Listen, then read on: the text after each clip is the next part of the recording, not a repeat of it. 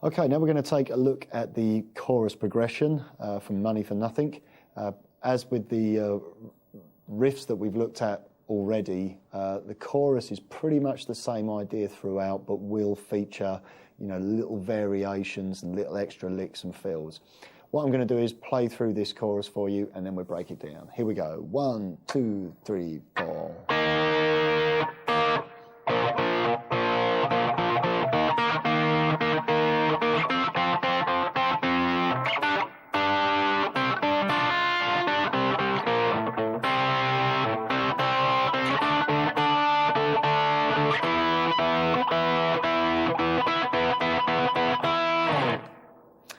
So elements of the verse riff appearing in there, starting off by playing an E flat 5 power chord, which is actually played on the 1st fret of the D and the 3rd fret of the G. Then just drop that shape down onto the A and D strings to play the B flat 5 power chord. So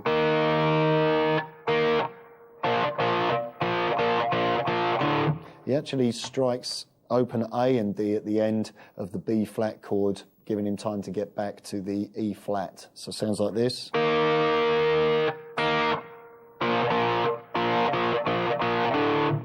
Drop down to the E flat again. And then shift the chord up 2 frets to give us an F5. Sounds like this. And then an open D and G at the end as you take your fingers away to get to the next chord, which will be the G5. So play those first few bars for you slowly. 3, 4.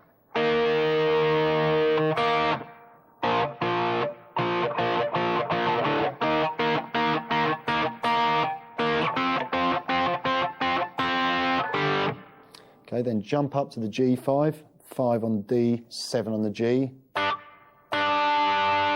Take your 3rd finger away to play 5 on the D and the G. Add the 3rd finger again. Now add your 2nd finger on the 6th fret of the G. On the 6th fret of the B. Strike it with the 5th fret of the G. So that bar.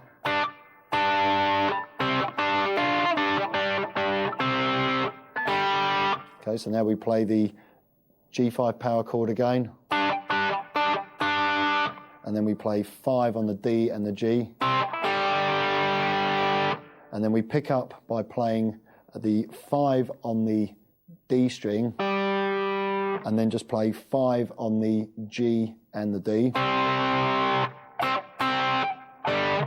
Then play a D5 power chord, which is 5 on the A and 7 on the D and the G. And then move it up another whole tone to E.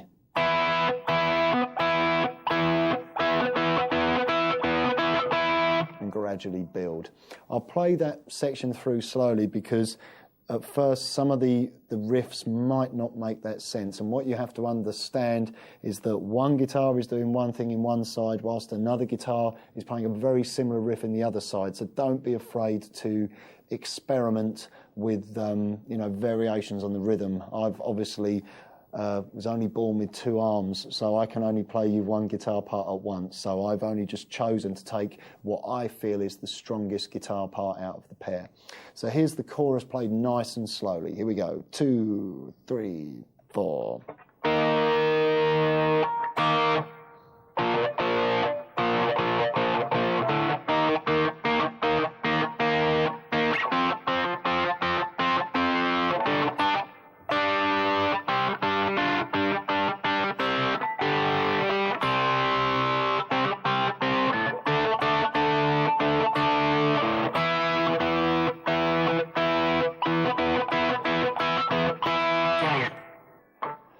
Okay, now we're into our next verse. I'm going to play it through for you and then we'll break it down. Here we go. 2, 3, 4.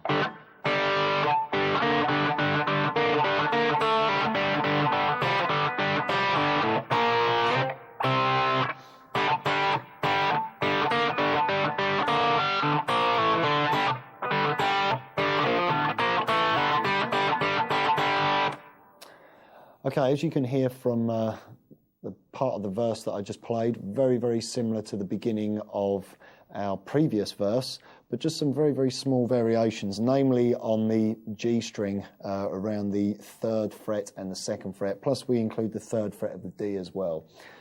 Here's the first couple of bars. We go.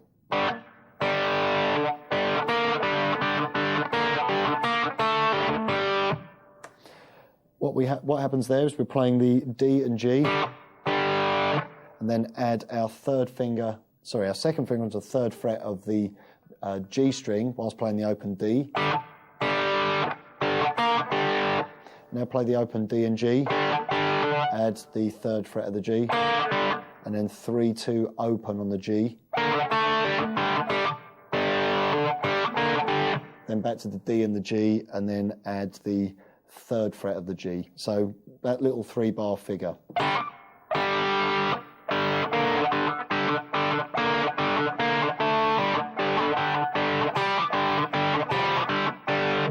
Now we play the B flat power chord and slide that up to C. Okay, so 1st fret of the A string, 3rd fret of the D, and 3rd fret of the G, then just shift the whole chord up a whole tone. So all together so far.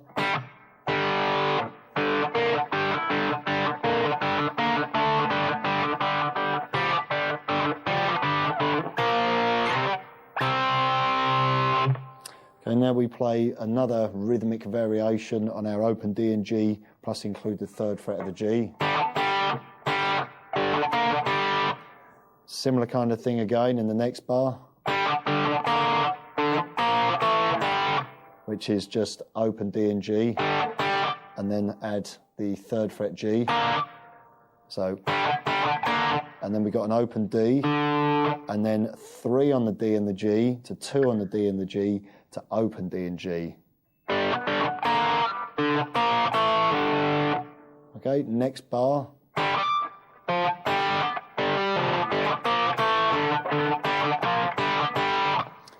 Again, just a very simple variation around the D and the G, adding 3rd fret on the D, and then we play 3 on the D and G down to 2, open D and G, and then open D and G again, then to 3rd fret.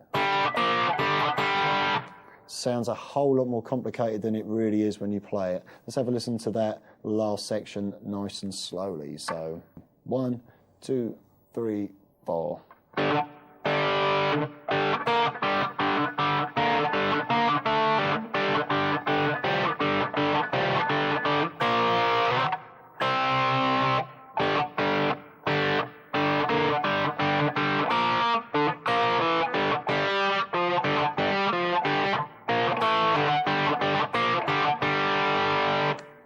Remember, you don't have to play all of these riffs exactly the same as Mark Knopfler did on the original.